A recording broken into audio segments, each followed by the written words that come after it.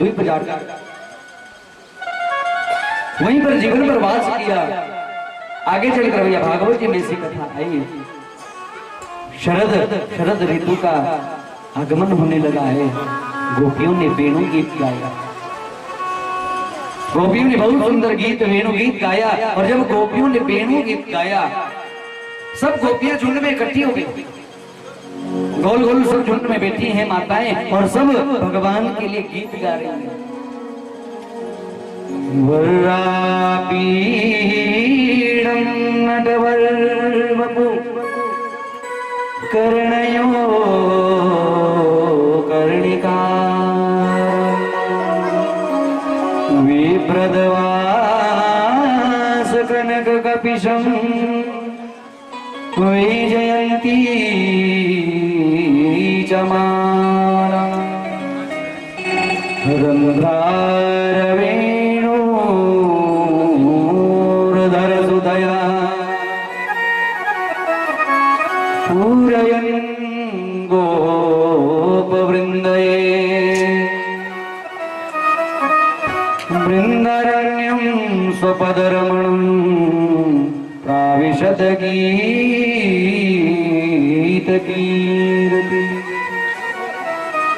वरापीडं नटवरवपु कर्णयो कर्णिकारकम्।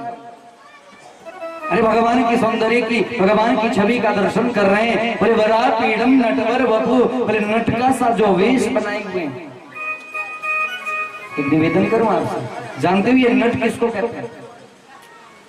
आते हैं ना ये ड्रामा करने वाले, कोई भीम बन जाता है, कोई अर्जुन बन जाता है, ऐसा लगता है मानो सच के बने हो, लेकिन वास्तविकता में होते नहीं, लगता है कुछ देर के लिए।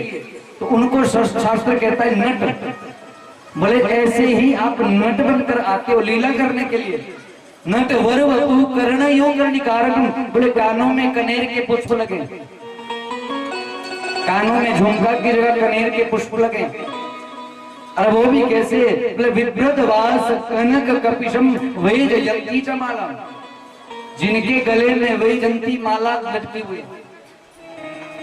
अब आपको मालूम है ये वैजयंती माला क्या होती है? ये वैजयंती माला जो होती है ये वन में जाकर बनाई जाती है। पेड़ के पत्तों से, फूलों से जो भी मिल गया उससे ये माला बनती है। और ये गले से और पांव तक लटकी होती है, उसको वैजयंती माला बोलते हैं। वैजयंती माला को धारण किए हुए हैं और वो भी रंध्राण वेणुर सुर धरे। वेणु का वादन करते करते अपने होठों पर जिन्होंने मुरली को धरा है। अब जैसे मुरली की बात आई है, गोपियां कहती हैं बोले चुप हो जाओ, ये बंसी ही हमारी सोच है। गोपियां किसी को यदि सोत मानती हैं, अपनी किसी को कुछ ईर्ष्या वाली थोड़ा किसी को रखती हैं भाव, तो वो है भगवान की बंसी। गोपियां कहती हैं बोले ये बंसी के बहुत नखरे हो गए आज। अरे एक तो भगवान के पास चली जाती है, पूरे दिन भगवान के साथ रहती हैं और भगवान से कहती हैं बोले हम थक गई, अब हम सोना चाहती हैं। क्यों? क्योंकि महारानी बनकर आती है, फिर भगवान से कहती है हम सोना चाहती हैं, फिर भगवान उनको सुलाते हैं। अब सोने को उद्यत हुई, फिर कहती है बोले तकिया भी लगाओ, फिर भगवान अपने होठों की तकिया बनाते हैं। और फिर भी इसको आनंद नहीं आता, फिर ये बंसी कहती है बोले चरण भी दबाओ, फिर भगवान ऐसे ऐसे उंगली करते हैं बंसी पे, बोले चरण से बात। अरे फिर भी इसका मन नहीं भरता, फिर कहती है बोले हमें हवा भी करो, पंखा चाहिए, गर्मी लगती है, हवा भी चाहिए। बोले भगवान धीरे धीरे अपने अपने होठों से इसमें हवा भरते हैं, भगवान धीरे धीरे उसमें हवा भरते हैं। लेकिन फिर भी इसका मन नहीं मानता, तो कहते हैं बोले महाराज महारानी जब सोती है तो चवर भी डुलाया जाता है। अब भगवान के देखो सखी, भगवान के नासिका में लगा है एक मोती। अब जैसे ही भगवान ऐसे ऐसे सर को हिलाते हैं तो मोती हिलता है। बोले ये मोती ही उसके चवर डुलाने की सेवा है, हमारी सोच है ये बंसी। अब ऐसे भगवान अपने होठों पर उस बंसी को रखकर जब आते हैं, वृंदारण्यम स्वपदरमणम, वृंदावन की जब सीमा में प्रवेश करते हैं, बोले गायों को चराकर आते हैं और गायों के खूर से उड़ी हुई धूल गोविंद के माथे पर जो चिपकती है, गोविंद के खूरों से उड़ी हुई धूल भगवान के माथे पर लगती है। बोले ऐसे भगवान जब वृंदावन में प्रवेश करते हैं तो कैसे लगते हैं?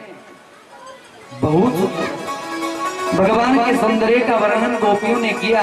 और आगे चलकर भैया ऐसी कथा आई, दावन लगनी का भगवान ने पान किया।